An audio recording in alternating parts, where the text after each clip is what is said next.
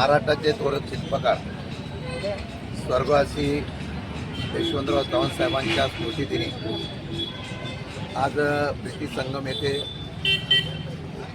आदरणीय सुप्रियाताई बाळासाहेब पाटील मी या ठिकाणी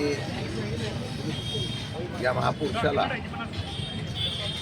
महाराष्ट्राच्या शिल्पकारांना वंदन करण्यासाठी नतमस्तक होण्यासाठी आलेलो आहे. खरं म्हणतो तिथून पुरोगामी विचाराचा एक विचार ज्या प्रीती संगमावर महाराष्ट्रातून देशाच्या कानाकोपऱ्यामध्ये गेला त्या चव्हाण साहेबांच्या विचाराची लढाई, छत्रपती शिवाजी महाराज, शाहू फुले आंबेडकरांच्या विचाराची लढाई, लोकशाही संविधानातून ज्याप्रमाणे भक्कम असावी अशा प्रकारच्या विचाराची लढाई ही करण्याची स्फूर्ती मिळावी म्हणून आज चव्हाण साहेबांच्या स्मृतीस्थळी आम्ही विनम्र या ठिकाणी वंदन केलेलं आहे. आणि म्हणून त्याच वेळेला ही लोकशाही टिकवण्याची जी निवडणूक आता होते,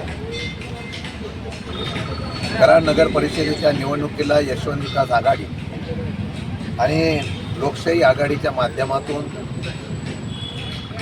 या निवडणुकीला आम्ही समोर जात आहोत.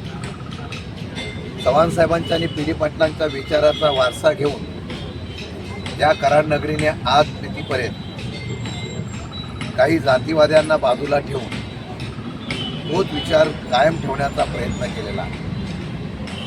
आणि म्हणूनच या असलेल्या प्रभाग 5 मध्ये अरुणा सुरेश पाटील आणि माझे सहकारी राहुल प्रकाश भोसले यांच्या सदिच्छा भेटीसाठी मी या ठिकाणी उपस्थित आहे.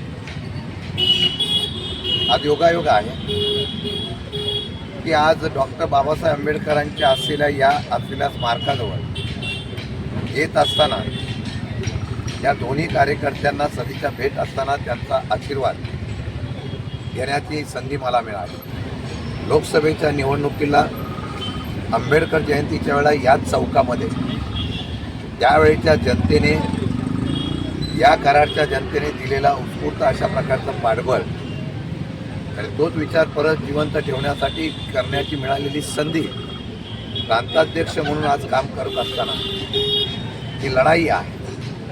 एका विशिष्ट प्रवृत्तीच्या विचाराच्या विरुद्धची लढाई ही या ठिकाणी चालू आहे. लोकशाही जिवंत राहावी आणि या लोकशाहीच्या जिवंत राहत असताना लोकसभेच्या निवडणुकीला सर्व मंडळींनी, राहुलने वगैरे माझ्यासाठी दिवस रात्र कष्ट केले, नव्हे तर सगळ्या जनतेने केले, आंबेडकरवादी विचाराच्या लोकांनी केले. या सर्वांची उतराई होण्यासाठी आज मी सदिच्छा भेट द्यायला जरी आलो असतो तर ज्यांनी आपल्यासाठी कष्ट केले त्याचा विसर न पडणारा मी कार्यकर्ता आहे. आणि मला खात्री आहे, मी जनतेला आव्हान करेन की जी लोक कुठल्याही प्रकारची अपेक्षा न बाळगता समाजासाठी रात्रंदिवस पळतात, कष्ट करतात, मेहनत करतात, अशा चांगल्या कार्यकर्त्यांना त्यांच्या जनतेचे प्रश्न मांडण्यासाठी त्या ठिकाणी संधी द्यावी ही मी हात जोडून आपल्या सर्व इथल्या मतदारांना विनंती करतो. इथल्याच नव्हे तर कराडच्या जनतेला सुद्धा या निमित्ताने मी विनंती करणार आहे. ही विचाराची लढाई आहे. आज जर आपण हे केलं नाही तर अन्य देशामध्ये जशी क्रांती झाली त्या क्रांतीची वाट बघावं लागेल. आणि मला वाटतं की जिथून प्रेरणा मिळते त्या कराडमधून अशा प्रकारची प्रेरणा या निवडणुकीला सुद्धा पाहायला मिळेल. आणि परत एकदा परिवर्तन महाराष्ट्रामध्ये त्या कराडच्या नगरीतून होईल अशा प्रकारची अपेक्षा व्यक्त करतो. माझ्या आणि आमच्या सर्वांच्या वतीने या दोन्ही उमेदवारांना मनापासून शुभेच्छा देतो. मला खात्री आहे की 100% हे निवडून येतील आणि जनतेची सेवक म्हणून त्या ठिकाणी नगर परिषदेमध्ये जातील. धन्यवाद.